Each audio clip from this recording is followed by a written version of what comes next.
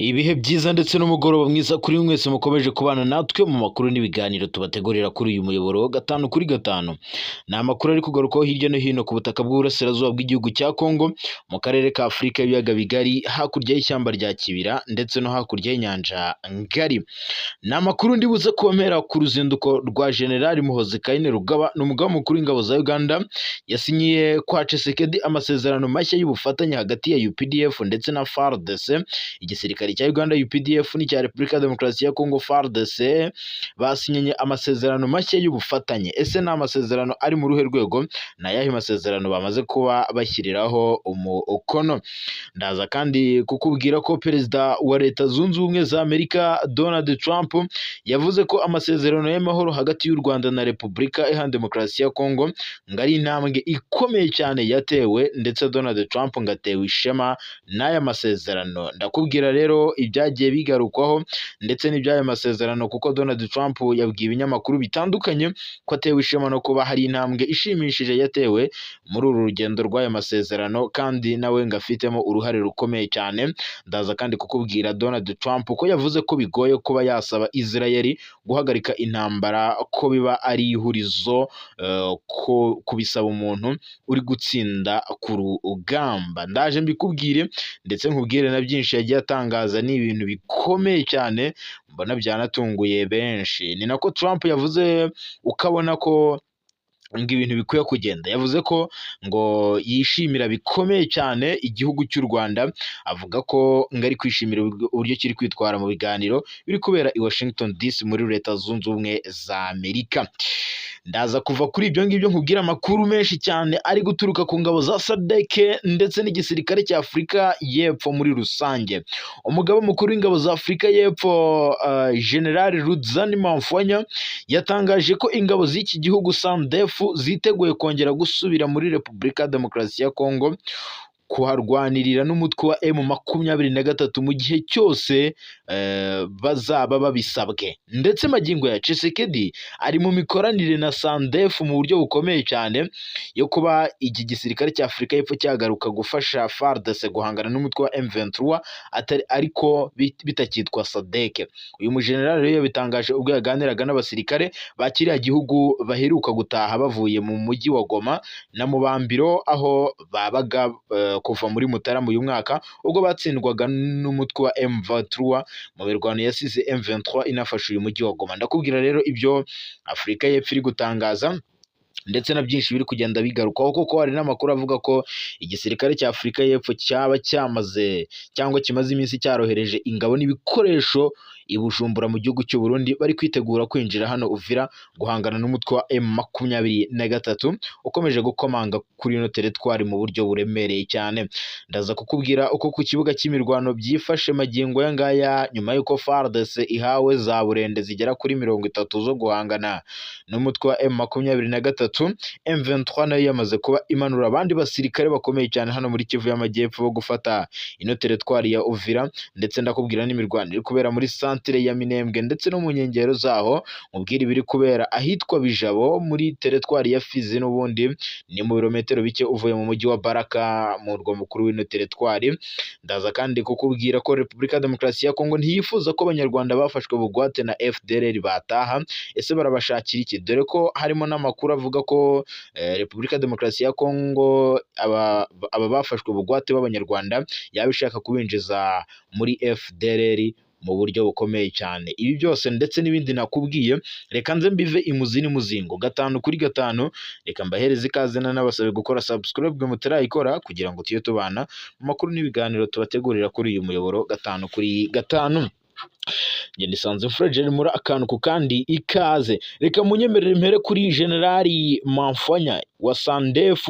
Uyu ni umugaba mukuru w'ingabo za Afurika y'Epfo Rudzani Mamfwanya yatangaje ko ingabo z'iki gihugu SANDF ziteguye kongera gusubira mu burasirazuba bwa Repubulika ya Demokarasi ya Kongo kuharwanirira n'umutwe wa M23 mu gihe cyose baba babisabwe. Uyu mujenerali yabitangaje ubwo yaganiraga n'abasirikare ba kiriya gihugu baheruka gutaha bavuye mu mujyi wa Goma na Mubambiro, aho babaga kuva muri Mutarama uyu mwaka ubwo batsindwaga mu mirwano yasize M23 ifashe uyu mujyi wa Goma. General Rudzani Mwamfanya yabwiye abasirikare ayoboye ko M23 ubwayo yiyemereye ko Sandefu yayikubise ahababaza ubwo barwaniraga mu mujyi wa Goma, ashimangira ko ibi byabaye biteguye no gusubirayo mu gihe bazaba bisabwe gusubira kurwana n'uyu mutwe wa M23. Yagize ati inkuru ibarwa n'abari ku rundi ruhande rw'urugamba, kubera rero ngo abazi Sandefu ngo bazi ko ari igisirikare gikomeye, ndetse ngo M23 ngo niyo izubukana bw'ino Sandefu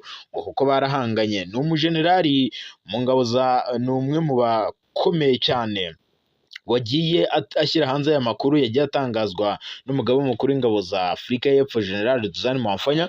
Rero ngo urugamba rwasize M23 ifashe Goma, Afurika y'Epfo yemeje ko yatakarijemo abasirikare 14, ndetse nyuma yaho ingabo z'iki gihugu nizo mu bihugu bya Malawi na Tanzania, ubwo ni muri SADC yose bafatanyaga mu yindi mirwano bongeye kujyamo, biteguye kongera gusubira mu burasirazuba bwa Repubulika ya Demokarasi ya Kongo nubwo batashye mu bihugu byabo, ariko ngo mu gihe baba babisabwe basubirayo. General Rudzani Mwamfanya n'umugabo mukuru w'ingabo za Afurika y'Epfo yanabwiye abasirikare bose ba Afurika y'Epfo ko nubwo batashye ariko ngo batatsinzwe urugamba. Avuga ko rero banarusubiramo byabaye ngombwa kuko uwo bari bahanganye aracyahari, kandi ngo ibiganiro na leta ya Kinshasa n'umutwe wa M23 biri kugenda nabi. Ibi rero ngo bishobora gukurura ishusho y'uko nyine ngo urugamba rushobora kongera rukaba rwazuka bundi bushya.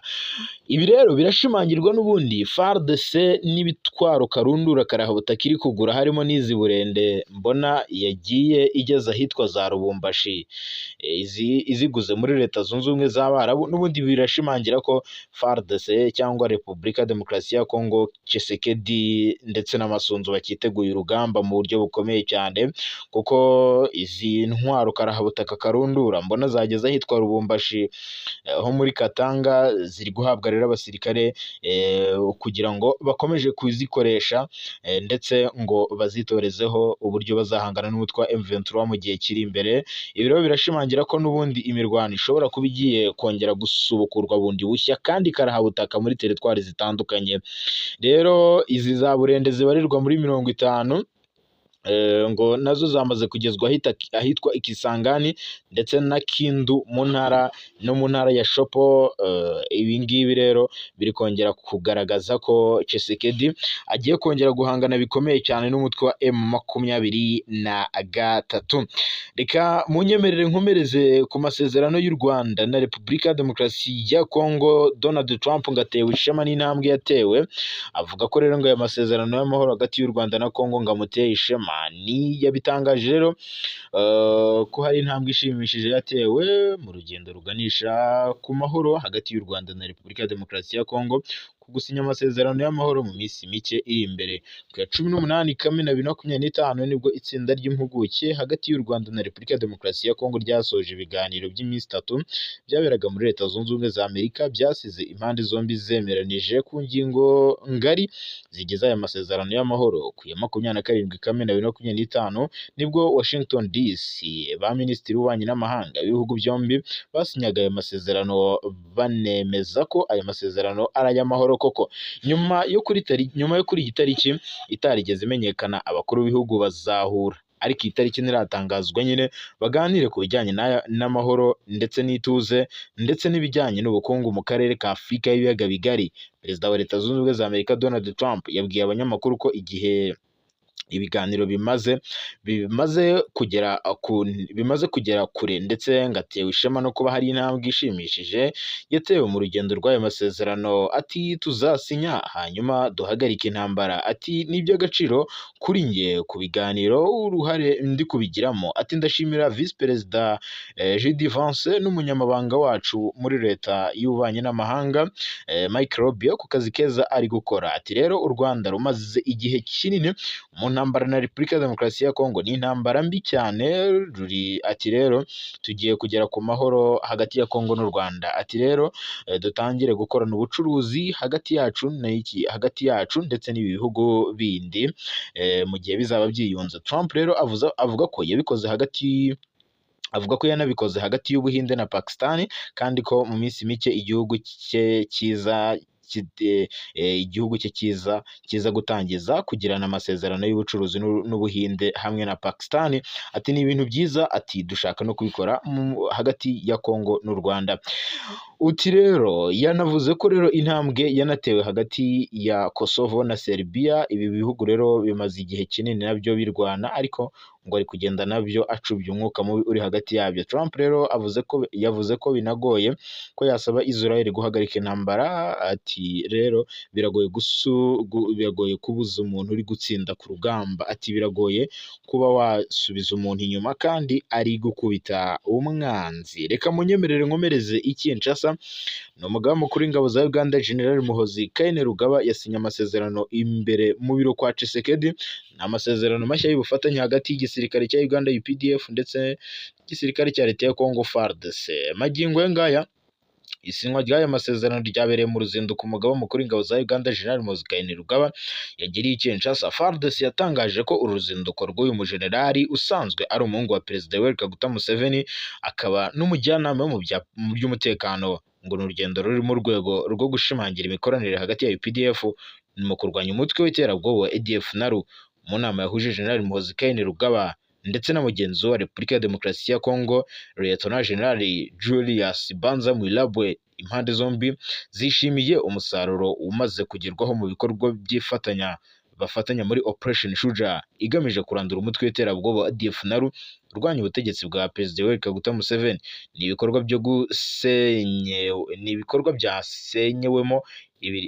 byasenyewemo ibirindiro byinshi bya ADF NALU. FARDC na UPDF kandi byasinyanye amasezerano mashya y'ubufatanye mu bya gisirikare, by'umwihariko mu bijyanye no guhuza ibikorwa byabo ku rugamba, guhanahana amakuru y'ubutasi no guhana imyitozo ya gisirikare, ariko banagaragaza ko basinyanye amasezerano y'ubusugire hagati ya Repubulika ya Demokarasi ya Kongo. Mu Gushyingo 2023 nibwo igisirikare cya Uganda UPDF n'igisirikare cya leta ya Kongo FARDC byatangiye gufatanya kugaba ibitero ku mutwe w'iterabwoba wa ADF NALU, ndetse ingabo z'ibihugu byombi zashoboye kwica abenshi bari abarwanyi b'uyu mutwe barimo n'abakuru bawo. Imyitwarire ya Tshisekedi kuri iyi ngingo uraje rero ukuntu aza kubyita. Ahubwo ntabwo ari Tshisekedi gusa, turaza no kubona n'abandi banyapolitiki batandukanye yego bavuga kuri uru ruzinduko n'ubundi. Yego FARDC rero ngiri guhabwa ubufasha, support karundura karahawutaka, iri guhabwa buri kimwe. Ni burende nyine irwanye M23. Izi nazo barazifatira ku rugamba batiki rero, kuko ntabwo ibintu mbona byoroshye n'aka na gato. M23 nayo birasa nkaho iri kwitegura mu buryo bukomeye cyane. Hari n'ibiri kuvugwa ko M23 yarekeye gukora ama operation akomeye cyane muri Uvira kugira ngo ibanze irebe situation uko yifashe. Yego. Ariko FARDC kuri ubu ngubu yamaze guhabwa burende zo kuyifasha guhangana na M23. Magingo yanga ibimodoka bya burende birenga 100 bigiye guhabwa societe bigiye guha nyine FARDC. Izi burende ni societe rero ya International Golden Group cyangwa IGG yo muri Leta Zunze Ubumwe z'Abarabu. Yego. Africa Intelligence ni ikinyamakuru kivuga ko izi modoka z'intambara zidatoborwa n'amasasu zatangiye gushyikirizwa imitwe y'ingabo zitandukanye za Kongo, zirimo izihanganye na M23 mu burasirazuba bwa Kongo, ubwo ni FARDC. Yego. Iki kinyamakuru kandi kiragira giti mu ntangiriro z'uku kwezi gushize kwa Gicurasi nibwo burende zibarirwa muri 30 zo mu bwoko bwa Kaser 2 zageze muri Repubulika ya Demokarasi ya Kongo zinyujijwe ku cyambu cya Matadi giherereye mu ntara ya Kongo Central. Yego, izibarurwa mu 10. Yego. Izibarirwa mu 10 muri zo ngo zahise zoherezwa byihuse i Lubumbashi ho mu ntara ya Katanga, zihabwa abasirikare bo mutwe urinda Perezida wa Kongo Felix Antoine Tshisekedi babarizwa mu kigo cya gisirikare cya Kimbembe. Izi burende byitezwe ko ngo zigomba kwagura umubare w'imodoka regima ya 13 y'ingabo za Kongo zirwanisha imodoka z'intambara isanzwe ikoresha. ingabo zahawe ziriya Burende nizo zisanzwe zicunga igice cya Katanga muri iyi minsi gikomeje kurangwamo ubwiyongere bw'umutekano muke kubera imitwe yitwaje intwaro ya Mai Mai Bakata Katanga imaze igihe mu mirwano n'ingabo za leta ya Congo. Africa Intelligence ivuga kandi ko impamvu nyamukuru Repubulika ya Demokarasi ya Congo yaguze ziriya Burende muri Leta Zunze Ubumwe z'Abarabu ari ukugira ngo zongerere imbaraga ingabo zayo zihanganye na M23 mu burasirazuba bwa Congo, aho uriya mutwe ugenzura ibice bitandukanye birimo n'imijyi ya Goma, Bukavu muri Kivu y'Amajyepfo mu burasirazuba bwa Repubulika ya Demokarasi ya Congo. FARDC yakiriye ibifaru bya mbere bya Kassel 2 muri Mutarama uyu mwaka wa 2025. Ibi barirwa muri 50 muri byo rero byahise byoherezwa mu mujyi, mu mijyi mu mujyi wa Kisangani na Kindu yo mu ntara ya Chopo ndetse na Maniema, ni mu rwego rwo kongerera ubushobozi ingabo ziriyo. Iyi mijyi yombi irimo brigade zihuriweho n'ingabo zo mu mutwe w'abasirikare barinda Perezida Tshisekedi Abagarde Republicaine n'abakomando bo mu mutwe w'ingabo zidasanzwe bazwi nka Brigade Gepal. Hanyuma rero mu Gushyingo umwaka ushize nibwo leta ya Congo yasinyanye na sosiyete ya International Golden Group amasezerano yerekeye kugurisha intwaro. Muri amasezerano azagera mu mwaka utaha wa 2026 impande zombi zumvikanye ko Kinshasa igomba kwishyura miliyoni 70 igahabwa za Burende 160, miliyoni 70 z'amadolari ya Amerika, ubundi igahabwa za Burende 160 magingo yangaya 2 ziriho imbunda zo mu bwoko bwa Canon D20 mm na militarisée de 12.7 mm. Nk'uko bigaragara rero Kongo ikomeje kwiyubaka kuko mbona izi Burende zishobora kuba zifite ikoranabuhanga ryo ku rwego rwo hejuru, zifite icyitwa system yo kugenzura ibisasu, indege zidafite abapilote ndetse na za misile cyangwa intwaro nini. Izi Burende zirazikontorora. Yego. Zifite kandi icyitwa system yo kwirwanaho. Yego. Izi Burende zishobora kurwana ku bisasu biri guturuka hirya no hino, ndetse zifite n'imbaraga zo kubuza ibi bisasu kuba nyine byagaba aho ziri. Yego. Hari n'ikoranabuhanga rero rya GPS izi Burende zifite, ni ukugenzura neza inzira bari kugendamo mu rugamba cyangwa aho bari kunyura. Izi Burende kandi zifite uburyo bwo kugenda mu buryo nyine bwihariye. Izi Burende zifite ibikoresho byo mu bwoko bwa Caterpillar truck. Ubu buryo rero ngo butuma zigenda ku butaka bw'ibyondo, ibitaka byoroshye cyangwa imisozi miremire ihanamye, aho imodoka zindi zananiwe izi Burende zirahaterera nk'uko zitoroshye. Ibi byose rero nibyo bikubiye muri izi Burende mu buryo bukomeye cyane ngo zije guhangana n'umutwe wa M23. Yego. Ikibazo no kwibaza FARDC izazikoresha iki? Irazibasha kuzikoresha. Nanone yakiriye ingemu cyane. Yakiriye ingemu kabisa. Izi ngizi nibigutangaza nazifatiye Uvira. Ntabwo bitungurana cyane. Niyo hari iziri Kindu se ubwo babirigi bazazikoresha se? Biragoye. Urumva? Ntabwo ibintu byoroshye hariya mu burasirazuba bwa Congo intambara zirazifatira Uvira cyangwa Warikare. Yego. Hanyuma rero nk'uko bigaragara aha ngaha, nyemerera twinjire noneho muri aya makuru. Yego. Hari ibyitezwe ariko abantu benshi bikizere n'igice bijyanye n'uko byagiye bizamba kenshi ibiganiro, ko ibiganiro bya Washington bishobora kuza gusiga ntacyo bitanze nk'uko byagenze mu Rwanda ndetse na Doha. Ariko ese ubundi hari icyizere ko hari abantu bagira icyizere byibuze ku masezerano y'amahoro ategerejwe hano hagati y'u Rwanda na Congo? Aya masezerano ku itariki 27 nibwo abaminisitiri bazahura. Ibi biganiro mbona bishobora kuba bizapfuba cyangwa ntibigerwe ku ntego yabyo. Kuko magingo ngaya ba minisitiri ubwabo hari ibyo batumvikanaho. Therese Kayikwamba afite ibyo avuga, Nduhungira afite ibyo avuga, ariko abatekinisiye b'u Rwanda na Kongo bo bari bemeranyije kuri aya masezerano barabyemeza.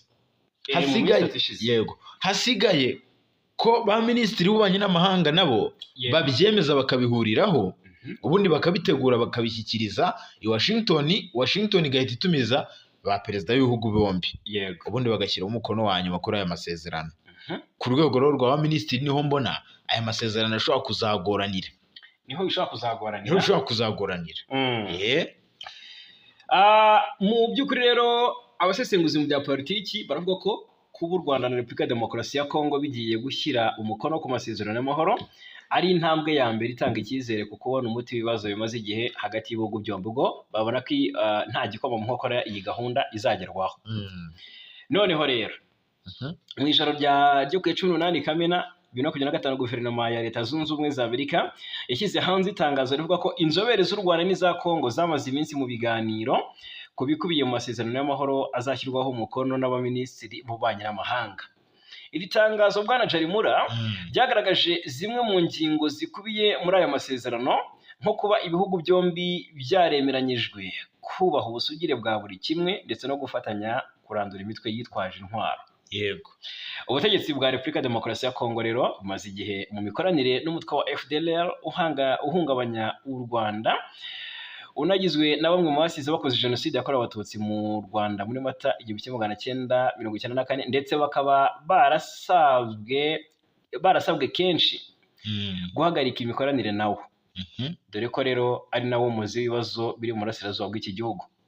Ubwo rero aya masezerano y'amahoro ategerejwe gushyirwaho umukono ku rwego rw'abaminisitiri azaba mu cyumweru gitaha tariki 27 Kamena muri Leta Zunze Ubumwe za Amerika ya Washington, azakurikirwa n'ubundi n'ibiganiro bizahuza abakuru b'ibihugu byombi.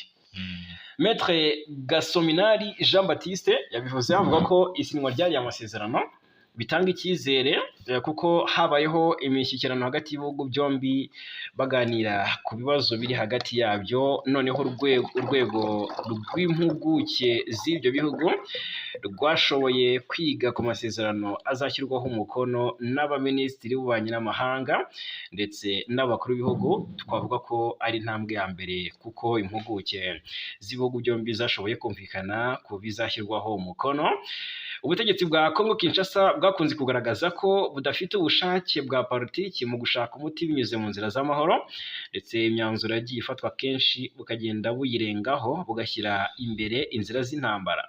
Gasominari rero avuga ko nubwo Kongo yakunze kwitwara muri buriya buryo, ariko ibi byagezweho ari intambwe kuko rwose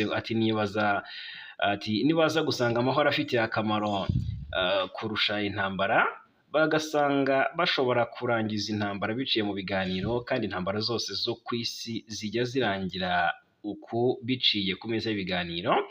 Ubwo ibiganiro byatangiye rero, reka twitege yuko hazaboneka n'igisubizo cyava i Doha, cyava i Washington.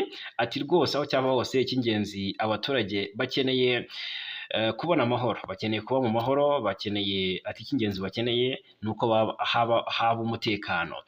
Maître Aloyizi Mutsabingwa we avuga ko amasezerano ubwayo adashobora kuzarangiza ibibazo, ahubwo ko igikenewe kurusha ibindi ari ubushake bwa politiki, ku buryo niyo hasinywa ayo masezerano ariko hatari ubwo bushake ngo nta muti waboneka. Igisubizo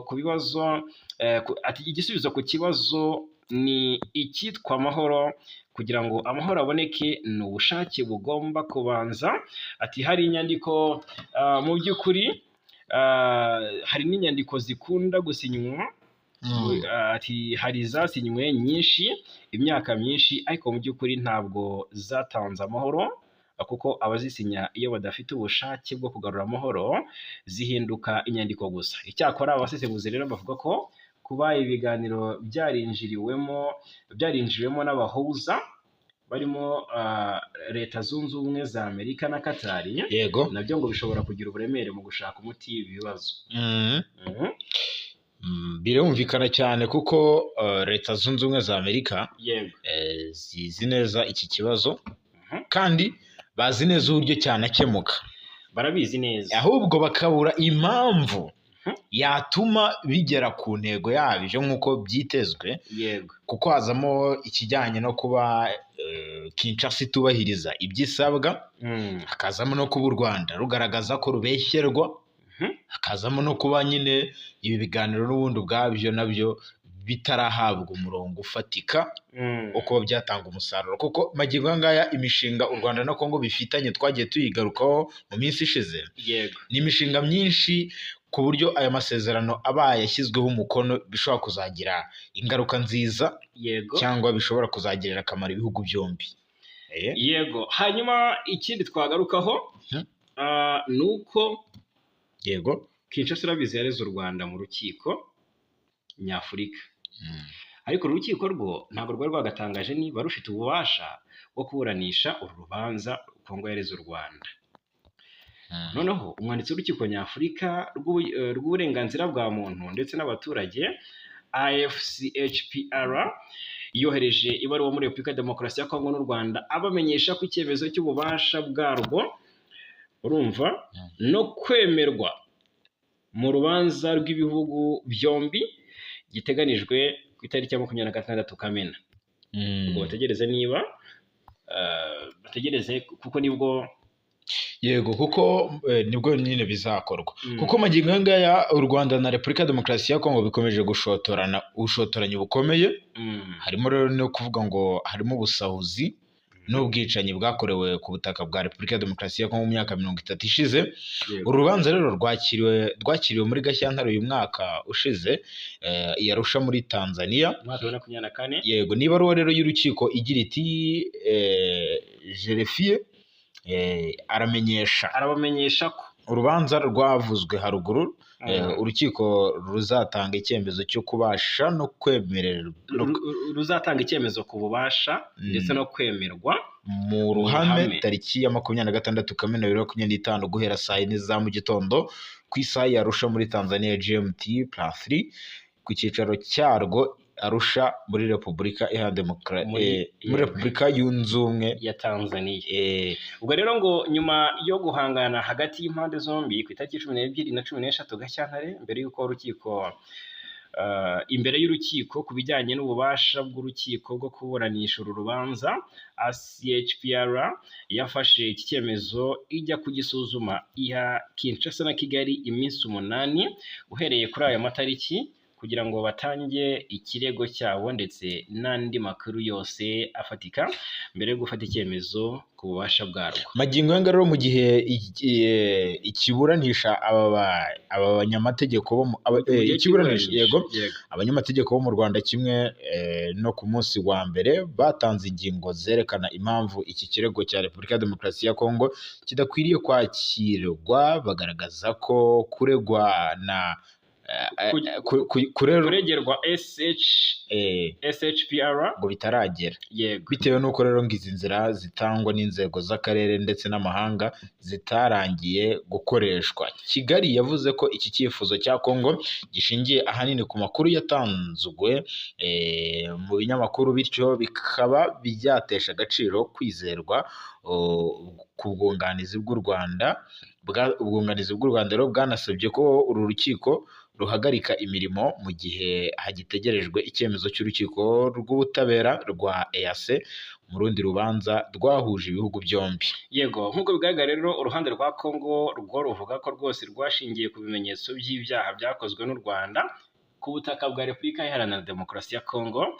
Abunganizi rero ba Kongo kandi babajije ACHPR ishusho yatanga iramutse itangaje ko idafite ububasha. Ubwo rero turategereje ngo turebe, urumva urukiko nyafurika niba rugiye gutangaza niba rufite ububasha bwo kuburanisha urubanza Kongo yareze mu Rwanda, hazitakurikiraho iki? Ese ruzatangaza ko rubufite cyangwa rutabufite? Turanga tuzababwire uko ibintu bizaba bimeze. Yego, ku kibuga cy'imirwano twinjireyo ko turebe ko bihagaze naho mu Bijombo. Duhereyo ahitwa mu Bijombo haravuga icyitwa urusaku rw'intwaro ziremereye cyane. Ni amakuru aturuka ku ndondo ya Bijombo muri teritwari ya Uvira muri Kivu y'Amajyepfo haravugwa imirwano ikomeye cyane yari irimo kumvikanamo urusaku rw'intwaro ziremereye cyane. Ni amakuru avuga ko rero ahabereye imirwano ari mu Bijabo centre ahazwi nk'icyicaro gikuru cya groupement ya Bijombo. Aha kandi naho hari ibirindiro bikomeye cyane by'abarwanyi ba FDLR, ingabo z'u Burundi ndetse na FARDC. Ku mugoroba w'ejo nibwo urusaku rw'intwaro ziremereye cyane zumvikanaga muri ibi bice, gusa byumvikanye umwanya muto bwana Fagi. Ni amakuru aturuka rero hano mu Bijombo avuga ko FARDC, FDLR ndetse n'abazalendo bateye iki gice baraharasa mu buryo bukomeye cyane. Hari n'amakuru avuga ko Twirwaneho ngo yaba yabanje kugaba ibitero, ariko aya makuru nta gihamya afite, ashobora kuba yatangajwe n'umupropagandiste.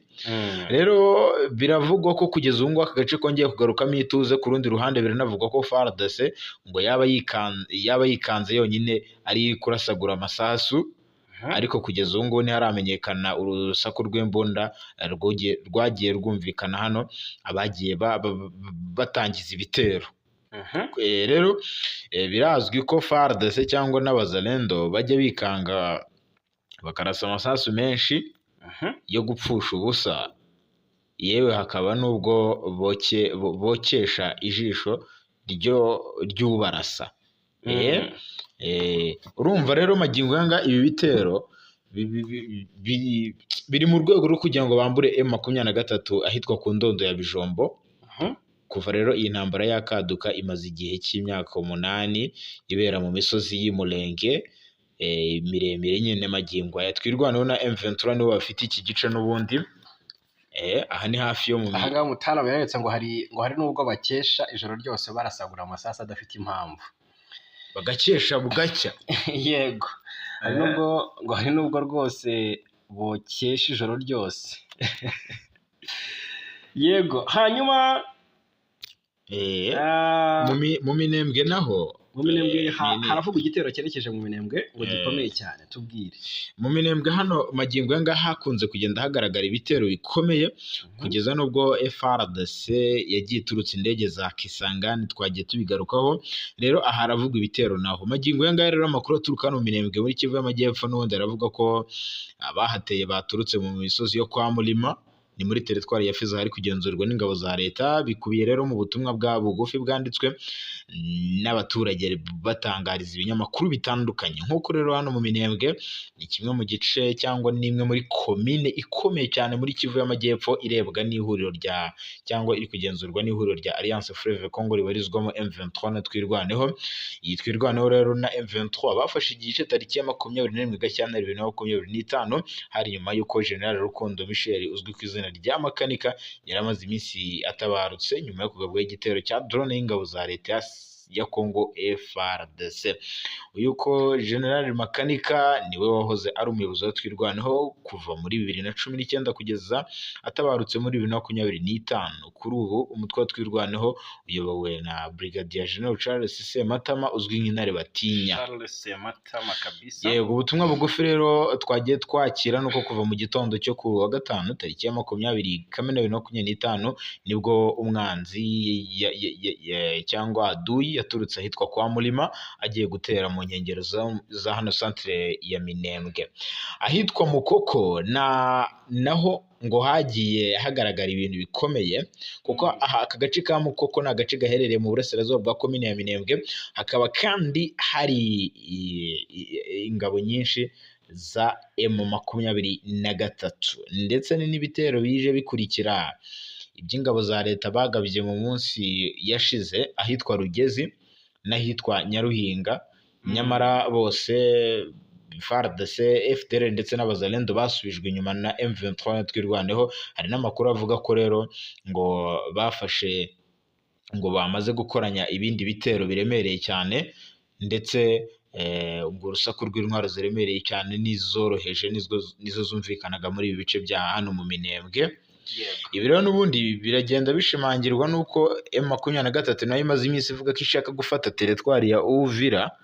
Rero mbona ingabo z'u Burundi zasaze zivuga ko zishaka noneho kugaba ibitero nazo zikisubiza Minembwe, ngo bikaba kimwe.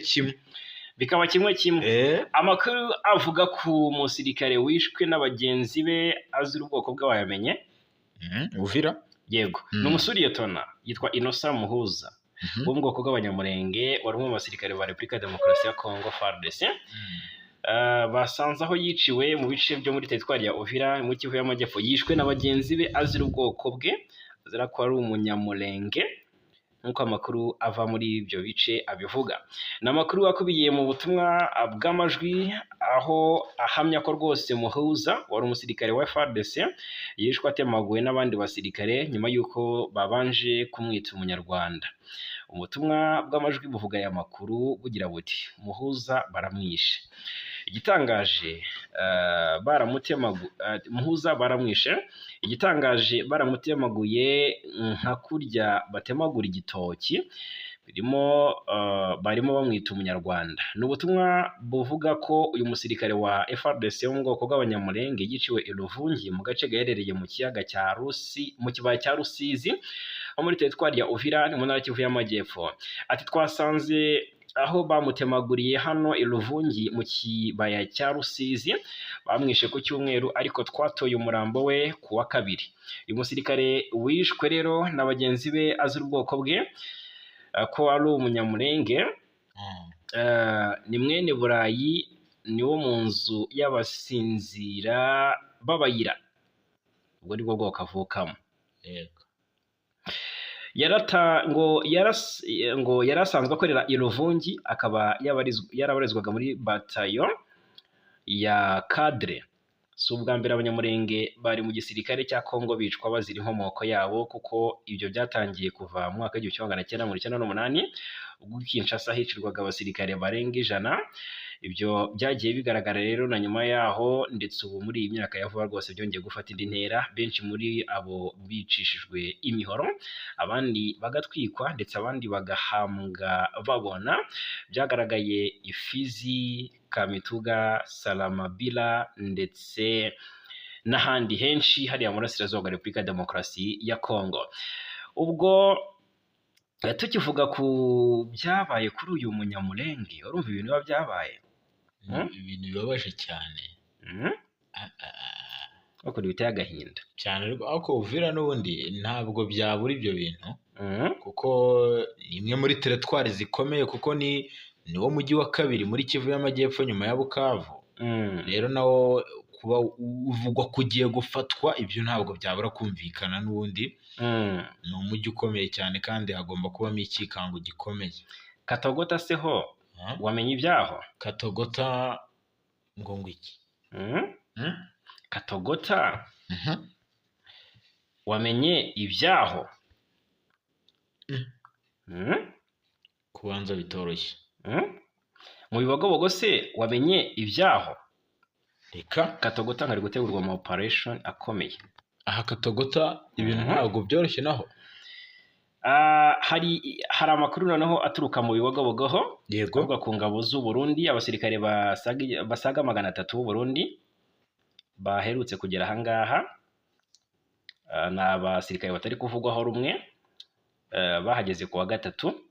Urumva bakiriwe hano mu bibogobogo, igice kibarizwa muri teritwari ya Fizi.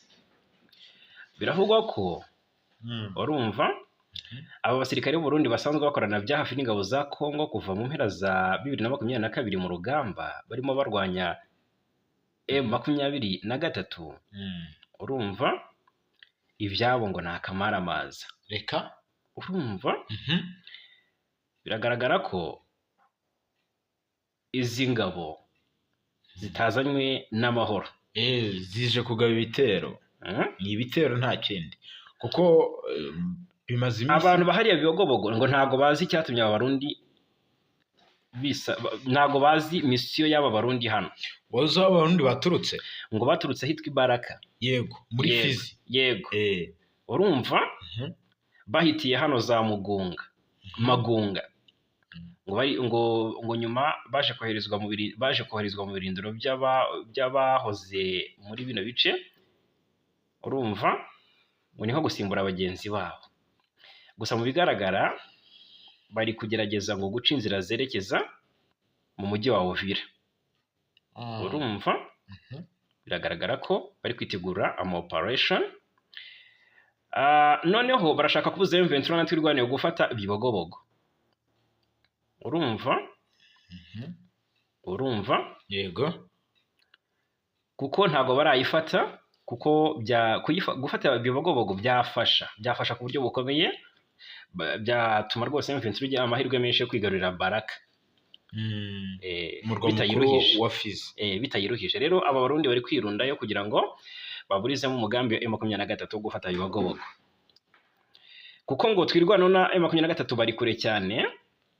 Urumva kuko igice bagenzura cya Minembwe giherereye mu ntera y'ibirometero bibarirwa muri 75 na 4 gutyo uvuye ha mu Bibogobogo. Urumva ko baracyari kure, kuko Bibogobogo biravuga ko ngo ingabo z'u Burundi zihari gusa, kuko hari na FDLR, FARDC n'abazarendo bose barahari, ndetse ngo bari kwideployinga y'aba Barundi n'ibikoresho byinshi.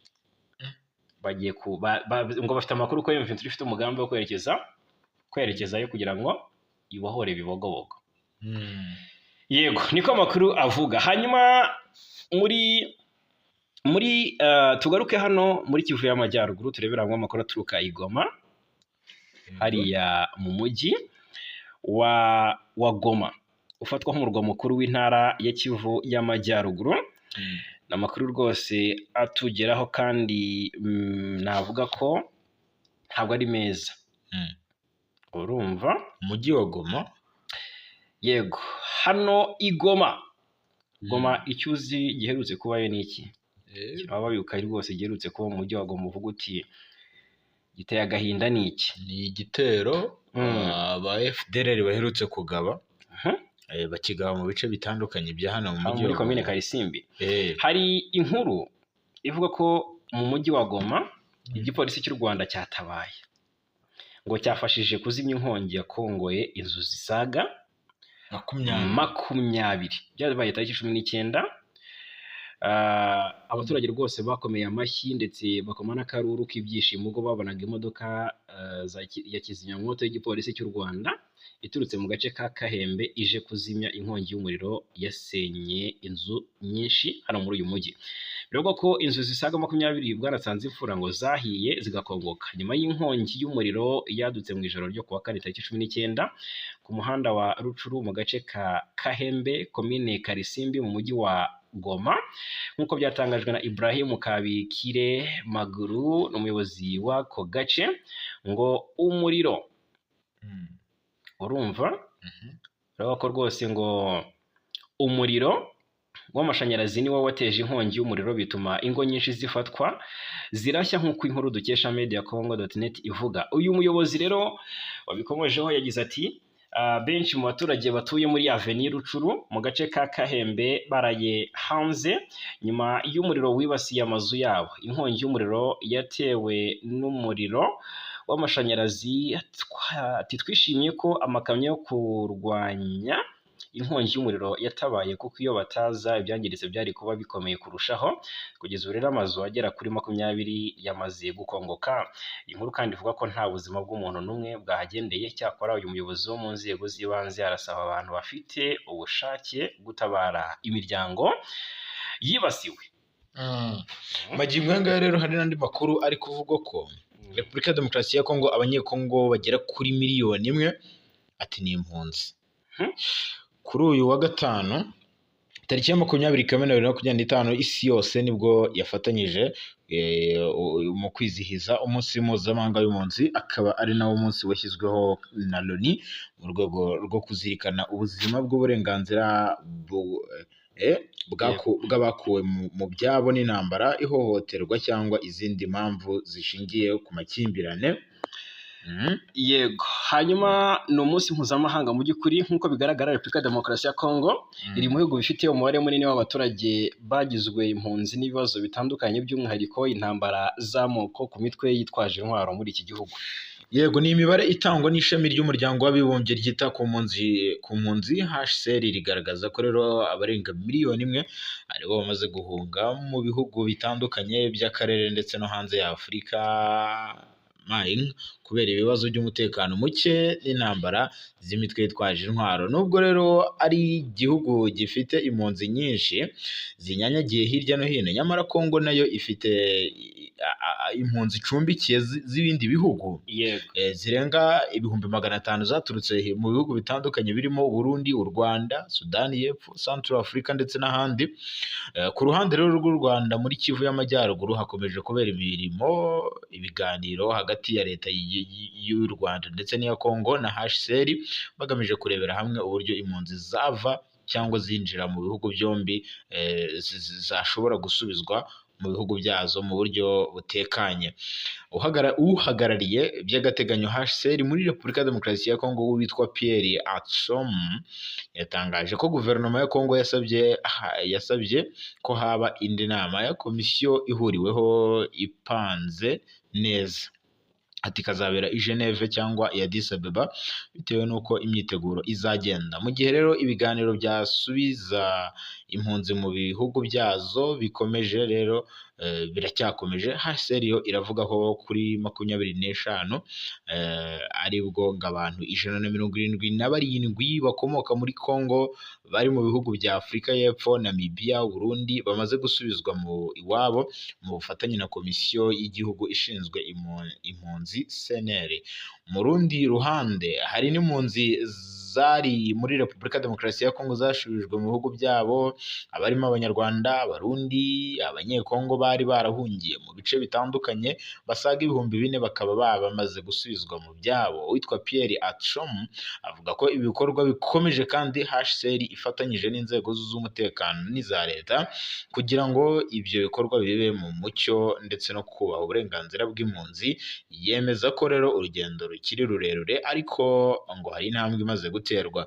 Uyu munsi rero ni umwanya wo kuzirikana akababaro k'impunzi ariko kandi dushimangira umuhate wo gushaka ibisubizo birambye bigamije gushaka amahoro n'ubwumvikane mu karere ka Afurika y'ibiyaga bigari, bityo ntihagire abantu bakomeza kwitwa impunzi muri aka karere.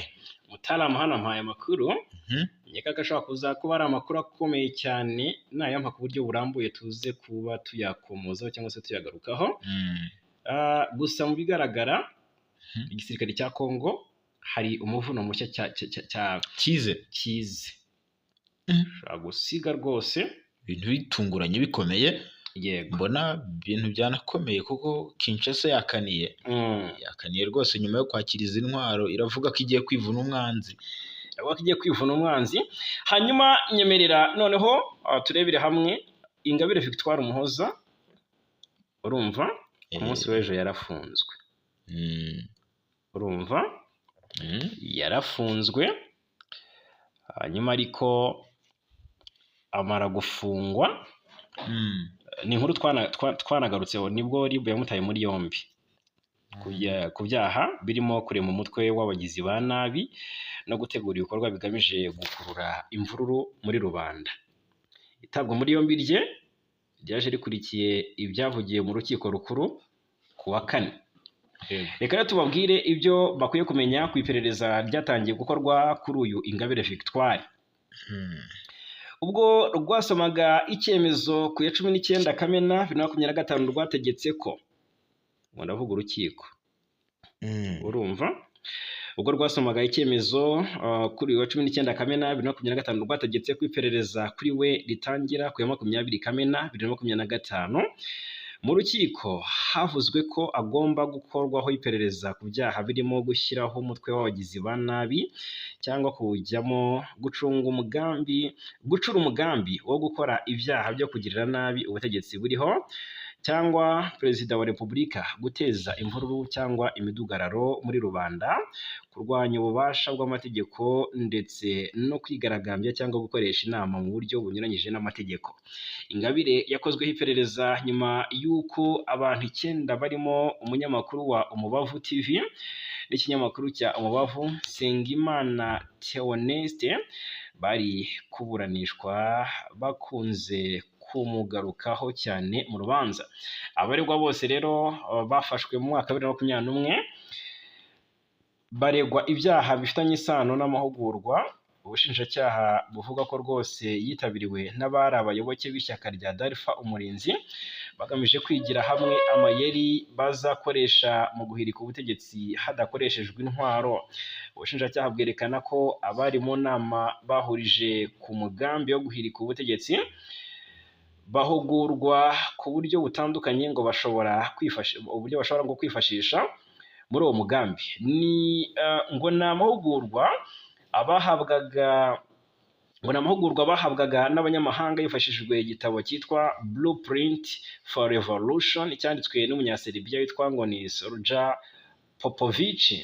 Icyo gitabo kirimo amayeri abifuza kurwanya ubutegetsi biyambaza bitabaye ngombwa gufata intwaro.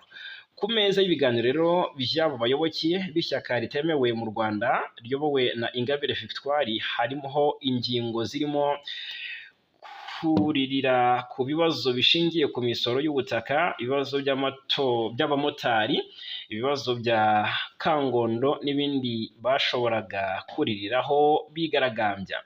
Mu gucura umugambi ngo bigishwaga uburyo bwo gukemura ibibazo nka operasiyo Shirubwoba udahungetwa, ni operasiyo yitwa ngo ni Shirubwoba udahungetwa, nka data umutaramu urya byanditse aha ngaha. Urumva ngo mu gucura uwo mugambi ngo bigishwaga uburyo bwo gukemura ibibazo nka operation Shirubwoba udahungetwa ugahungeta, nka data serwakira ndetse n'iyiswe sondage. Kuri operation Shirubwoba udahungetwa ugahungeta, abaregwa basobanura ko ababahuguraga ngo babasabaga gutinyuka bakavuga ibibazo baba bafite, bagatanga ibitekerezo by'uko byakagombye gukorwa. Kuri serwakira rero n'iyiswe sondage ngo byari bigamije gutanga ibitekerezo no gukoresha abandi baturage babazwa ibibazo baba bafite n'uburyo bumva bikwiye gukemurwa n'ibindi. Rero reka turebere hamwe uburyo umugambi wabapfubanye. Ubushinjacyaha bugaragaza ko abaregwa bari bacuze umugambi wo guhirika ubutegetsi, ari nayo mpamvu rwose ayo mahugurwa yari yateguwe hagamijwe kungura ubumenyi abazawugiramo uruhare. Yego, nabonye bagaragaje ko rero uyu mugambi wabo wo gutangira ibikorwa byo kwigaragambya wari gushyigikirwa mu bikorwa byo ku ya 14 Ukwakira 2021, ari nabwo bizihizaga umunsi bitiriye Ingabire Victoire wa Ingabire Day.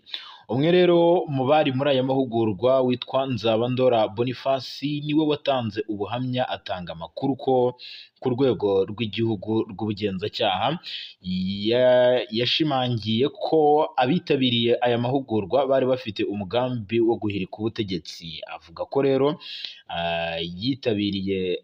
yayitabiriye ariko abonye umugambi bari guteganya aba barimo rero na Ingabire Victoire yumva ko ngo bafite imigambi mibisha ku gihugu.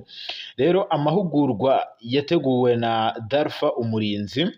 Ni amahugurwa abatangabuhamya bavuga ko yateguwe na Dalpha Umurinzi. Urumva rero umutangabuhamya wavuze ko rwose ngo yagiye yazi ko ari amahugurwa y'Icyongereza kuko ngo yari yarayasabye Ingabire, ariko aza gutungurwa no gusanga aragamije guhirika ubutegetsi. Mbega ni byinshi byagiye bigarukaho kuko abiregura bose bavuga ko uwari umuhuzabikorwa w'uwo mugambi ari Sibomana Sylvain, ngo yabereye ku ikoranabuhanga, ariko ngo abayitabiriye bose bakoresha andi mazina atandukanye n'ayo bitwa mu guhisha imyirondoro yabo hagamijwe kurinda ubuzima bwite bwabo no kwirinda kugirirwa nabi. Yego, rero muri buri munsi w'amahugurwa abayitabiriye bohererezwaga ibihumbi 10 boherezwaga na Sibomana kugira ngo bagure interinete mu gihe cy'iminsi 4. Yego, ubushinjacyaha rero bwagaragarije urukiko ibimenyetso birimo n'amajwi yafashwe ubwo bari muri aya mahugurwa ndetse yumviswe no mu rukiko. Abavugwa rero baragaruka ku migambi itandukanye bari bafite, irimo kugumura abaturage no kubangisha ubutegetsi binyuze mu kumvisha abazunguzayi ko uburenganzira bwabo butubahirizwa no kuganiriza abaturage bimuwe ahantu hatandukanye nka Kangondo, babwirwa ko ibyo bakorewe ari ukubambura uburenganzira kuri gakondo yabo. Ndetse hari kandi gushaka imyambaro no guhimba indirimbo bigamije kwigumura ku butegetsi buriho no kumvisha ishyaka rya FPR riri ku butegetsi binyuze mu mucyo bise Operation Serwakira ndetse n'ibindi. Mu kwiregura rero, abaregwa bakunze kuvuga ko Sibomana ari we wabatumiye muri iyo nama, mu gihe ubushinjacyaha bwagaragaje ko yatumijwe na Sibomana n'uwitwa Asumuta ariko bigizwemo uruhare na Ingabire. Bwavuze ko rero Ingabire yahuje abo bombi mu gutegura uwo mugambi. Mu rukiko Ingabire we yireguye avuga ko yabahuje ubwo Sibomana yavugaga ko arwaye amenyo, undi akamwizeza ko azamuha ubufasha, nubwo ubushinjacyaha bwabiteye utwatsi. Ubushinjacyaha bwo bugaragaza ko bahujwe n'uwo mugambi ndetse hari n'amafaranga Ingabire yahaga Sibomana ari nayo yagurwagamo internet yifashishwaga n'abahugurwa. Hanyuma bugaragaza ko ibyakorwaga byose byabaga bizwi na Ingabire ndetse yanabikurikiraniraga hafi rwose. Birumvikana cyane byinshi ibya Ingabire Victoire. Yego. I Nyagatare ingabo za Uganda ziyobowe na Major General Muhanguzi zasuye ingoro ndangamateka yo kubohora igihugu.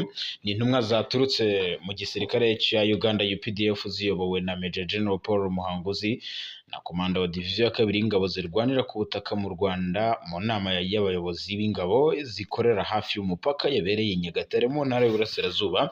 Baboneyeho rero umwanya wo gusura ingoro ndangamateka yo kubohora igihugu ku Murindi mu karere ka Gicumbi mu majyaruguru y'u Rwanda. Izi ntumwa zabonye rero cyangwa zabonye ibisobanuro birambuye ku migendekere y'urugamba rwo kubohora igihugu